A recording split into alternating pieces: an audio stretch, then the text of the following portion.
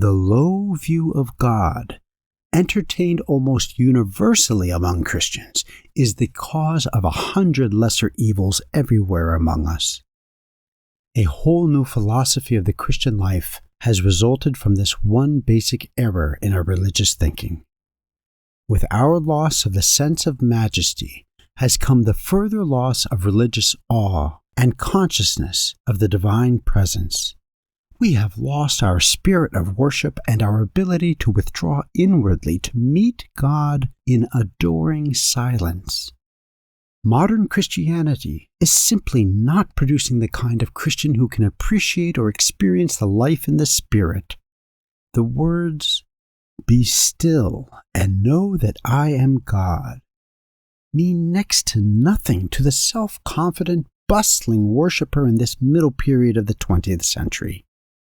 This loss of the concept of majesty has come just when the forces of religion are making dramatic gains and the churches are more prosperous than at any time within the past several hundred years.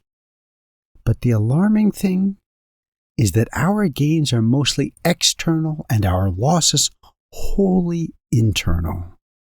And since it is the quality of our religion that is affected by internal conditions, it may be that our supposed gains are but losses spread over a wider field.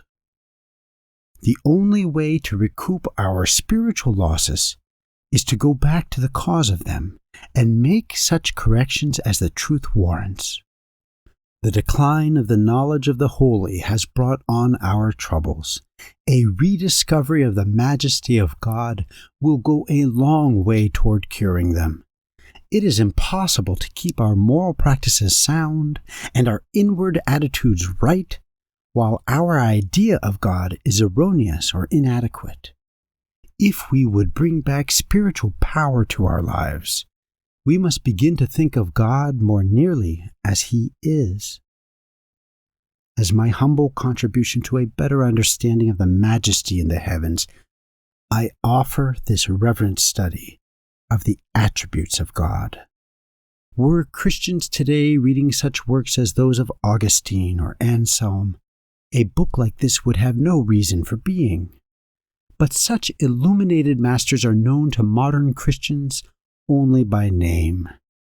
Publishers dutifully reprint their books, and in due time these appear on the shelves of our studies. But the whole trouble lies right there. They remain on the shelves. The current religious mood makes the reading of them virtually impossible even for educated Christians.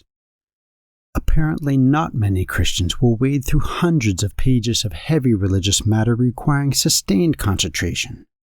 Such books remind too many persons of the secular classics they were forced to read while they were in school, and they turn away from them with a feeling of discouragement.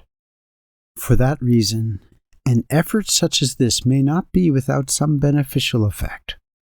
Since this book is neither esoteric nor technical, and since it is written in the language of worship with no pretension to elegant literary style, perhaps some persons may be drawn to read it.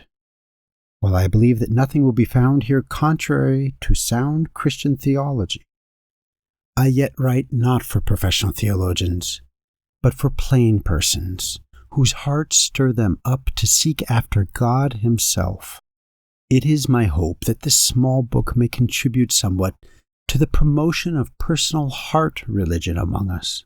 And should a few persons by reading it be encouraged to begin the practice of reverent meditation on the being of God, that will more than repay the labor required to produce it. A. W. Tozer.